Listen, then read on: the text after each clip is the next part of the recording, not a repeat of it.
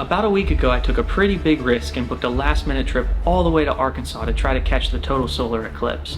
I only had about 48 hours to pack and prepare everything I could possibly need to drive over 1,700 miles round trip and document the experience. Nobody told me that this was going to be one of the most stressful trips of my life. Then again, there really are no words or photos or videos that can possibly explain what I felt seeing it with my own eyes. I left my house pretty early on Saturday morning, and it wasn't that long until I ran into some bad weather. I know people have been planning for this event for years, if not close to a decade for some, so I wasn't going to let that get in my way. But I did have to make it to Arkansas before I could figure out a backup plan. All I could think about the whole drive was how badly I wanted to see a glimpse of 1 or 2 seconds of totality, if that's all I could really get out of it, and I was going to do whatever I possibly could to make that happen.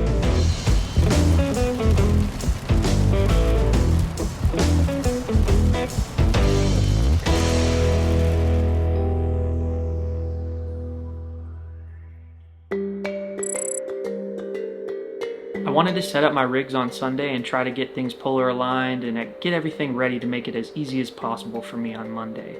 The sky was covered in clouds, so I had to do a rough daytime polar align and try to wait it out until later maybe the weather would subside and I could come back out under the stars and get everything polar aligned with the ASIair. Towards the end of the day, maybe like 4 p.m., the clouds finally started to subside. I only had a brief window though, because where I was set up in the yard, the sun was going to go behind the trees relatively quickly, so I really wanted to throw the filters on, try to get things in focus just to double check everything. I ordered what I thought was a pretty premium filter from Spectrum Telescopes, and it's a great quality feeling filter. However, I did have some issues with it. I threw it on the Askar 103, slewed over to the sun, and tried to get things in focus. I zoomed in on some sunspots with the focus magnifier on the camera, and I just couldn't quite get them sharp for some reason. And from there I kind of started to panic, because I had less than 24 hours to figure this out. The sun was about to go behind the trees, and I had no idea where to start. I didn't know if it was a camera issue, I didn't know if it was maybe back focus or atmospheric distortion, or if I was doing something wrong. I put a few other cameras on the back of the scope to see if maybe it was a camera issue for some reason, and I got the same results every time. And it took me a little while of panicking to realize that maybe it was the filter. Luckily I ordered some Baader solar film just as a backup and maybe to use on like a secondary rig or something. So I grabbed a sheet of that, threw it over one of my lenses, and it was perfect. The sunspots were super sharp, I could see way more detail, so problem solved, right? Not quite. Now I had to figure out how to make 3, maybe 4 solar filters, just depending on what rigs I wanted to use. And I had really limited resources in the middle of nowhere, Arkansas. I keep my EQ6R Pro in the box that it came in with the form-fitted foam, and that was the only thing I had. So I started cutting off pieces of that and shaping them to fit over my lenses and my scopes. I ended up using some electrical tape to secure the Baader film to the front of them, and that was really the best I could do. They all fit decently well, none of the film was stretched or anything, and from there I started to feel a little bit better. Soon after I got all the filters made, more clouds rolled in, and on top of that the sun went behind the trees where I was at. So I wasn't really in great shape as far as continuing to test, but I just hoped that later that night there would be a gap in the clouds big enough for me to come out and polar align everything properly.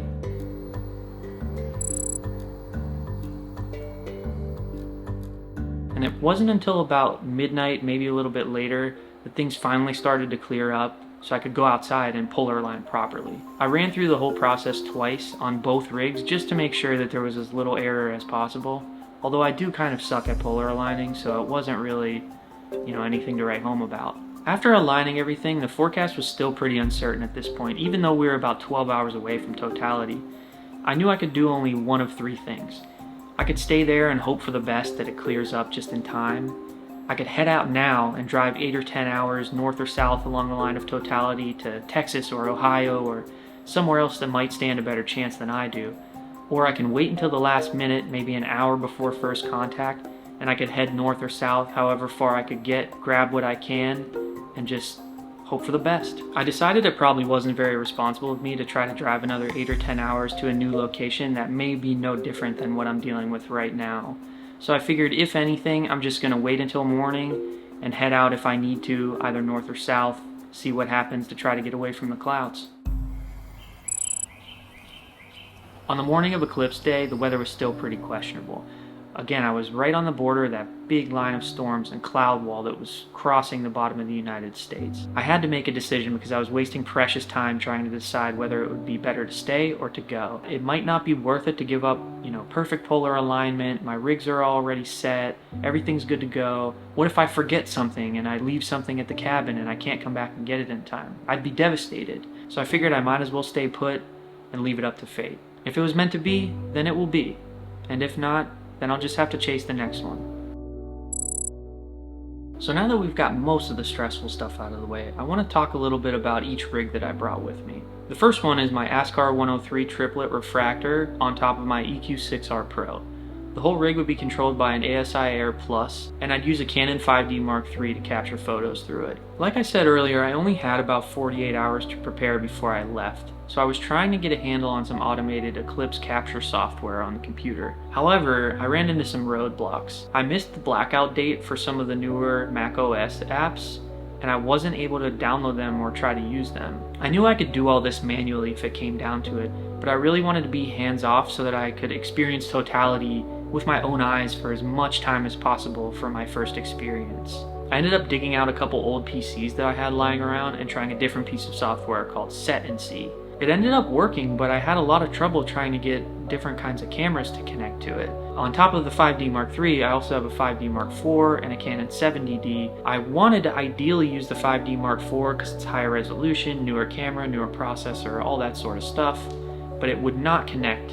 Well, it would connect, but I wasn't able to do anything. I would click the test image button, it would take one photo, and then the camera would hang up and not communicate with the computer anymore. So I was running out of options pretty quickly. I tried to figure out what to do, but I also remembered I still have an old Canon 5D Mark III somewhere tucked away. This was like my first professional camera, and it's a very sentimental piece of my photography history. It would connect, it would fire as many test shots as I wanted, there was no lag, there was no hang up or anything. Since it seemed to be working, I left it plugged in and I ran a full simulation of the eclipse through the same software, Set and See. It worked perfectly, the battery lasted the whole time, all the exposures were there, they were all right on the money as far as shutter speeds and ISO and everything. I had the automated software set to take 3 bracketed photos once every minute throughout the partial phases of the eclipse.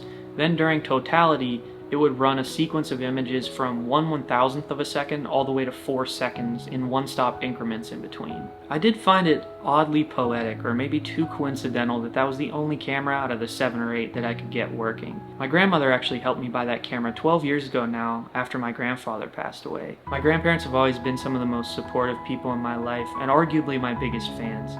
So it seemed really fitting that this would be the only camera that I could possibly use to capture this event. I've been through everything in life with that camera by my side, and it shows.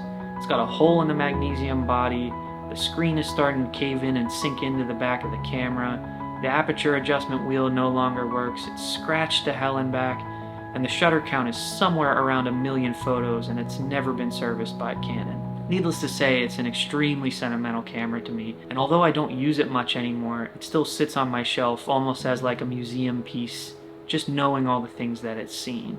The second rig I was going to run was my SkyWatcher Star Adventurer, a Sony FX3, and a Sony 100-400G master lens on top. This would mainly be a video rig to capture a couple important moments I was interested in having footage of. I also decided to use the clear image zoom because it allows you to crop in 1.5 times and still retain native 4K resolution, which I thought would be pretty cool to get closer to 600 millimeters rather than 400. The final rig I planned on using was a Canon 70-200 with a DayStar Quark behind it. I ordered it about a week before I even planned this trip because I was under the impression I wasn't going to go anywhere and I would just shoot it from where I live in coastal Georgia. I thought it would give me the most interesting view of the eclipse that I could have without totality. I've been using it with a color camera, mainly DSLRs, just because I don't have the money for a monochrome setup right now, and I had pretty decent results. They're definitely not on par with the monochrome stuff, but I was happy with them, so it worked for now. And the final camera I planned to have with me was my Sony a7S III with the 24-105G lens on it,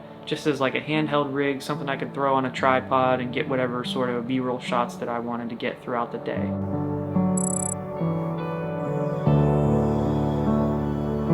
Okay, now with all the rigs covered, let's jump back into the day of the eclipse.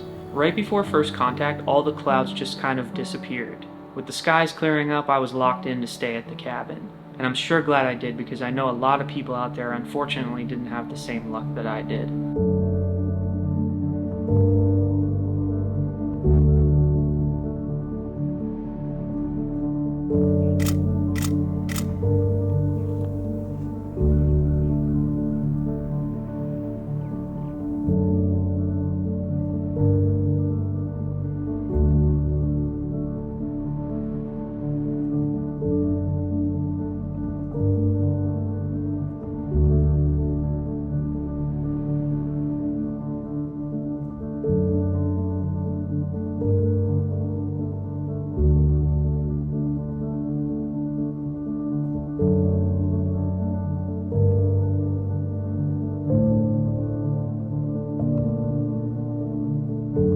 I was trying to keep an eye on the clock so I would have enough time to set up before C2, and I figured 10 minutes would probably be enough. Right when I hit that 10-minute mark, I started setting things up, putting cameras on tripods, hitting record, all the normal stuff. And in the middle of this, I took my sunglasses off to double check how much time was left on the computer screen. I started to see the shadow snakes on the ground and the crescent-shaped light coming through the trees, the colors in the sky, the general darkness everywhere.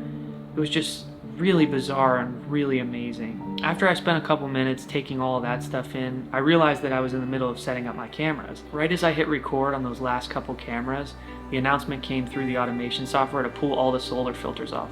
So I ran over and grabbed those off of the scopes and lenses, and right as I did, I looked up and had just enough time to see the last couple seconds of the diamond ring into Bailey's beads into totality as the shadow of the moon fully engulfed us and the corona just seemed to explode out into space around the sun and the moon.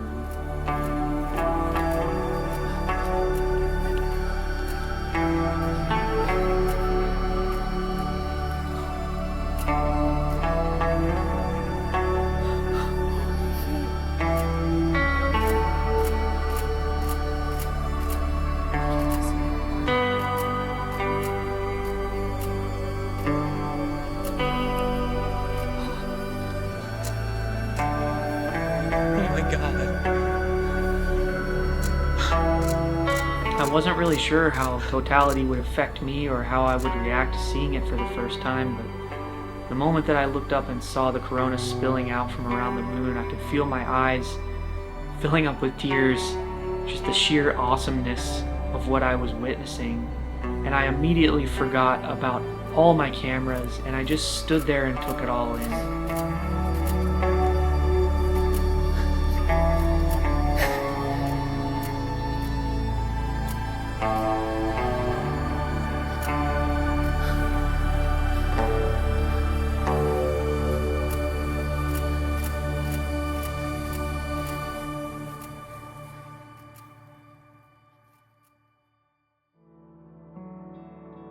So after 4 incredible minutes in totality, I watched the world slowly get brighter, things go back to normal, and I just sat down and had to think about everything I just witnessed. I knew the cameras were running flawlessly in the background still, but I no longer cared. And that's a lot for someone like me to say, because the last 15 years of my life have really revolved around lugging a camera with me everywhere that I go and hoping to catch the shot, no matter what I'm doing or where I'm at. And the fact that I could come away from this, even if I didn't get any of these photos or these videos, and still be this stoked about something, is truly a magical experience. I felt so small in that moment, not in a bad way, but like so small in that, the things that I worry about every day, or when life gets you down or any of that, it just was invisible for that moment. It was a much more emotional experience than I was really prepared for. I knew I might get a little teary-eyed, but man, it just rocked me to my core. You get the most intimate view you could ever imagine into our own solar system, and I just can't even explain with words how incredible of a feeling that is. In the area that I stayed, I think totality was about 4 minutes and 6 seconds, and I would say that I got to look at it with my own eyes for probably 3 minutes and 30 seconds of that time. There's no photos, there's no video, there's nothing that I could say or show you that truly would convey the feeling that you get standing underneath of all that and witnessing it with your own eyes. I had gotten what I came for, and I felt it in my core, in my soul. I drove almost 2,000 miles through some terrible weather to make it happen. It cost me a small fortune. I got very little sleep, and it was incredibly stressful. But if I had the opportunity to do it all over again, right now in this moment, I would absolutely do it.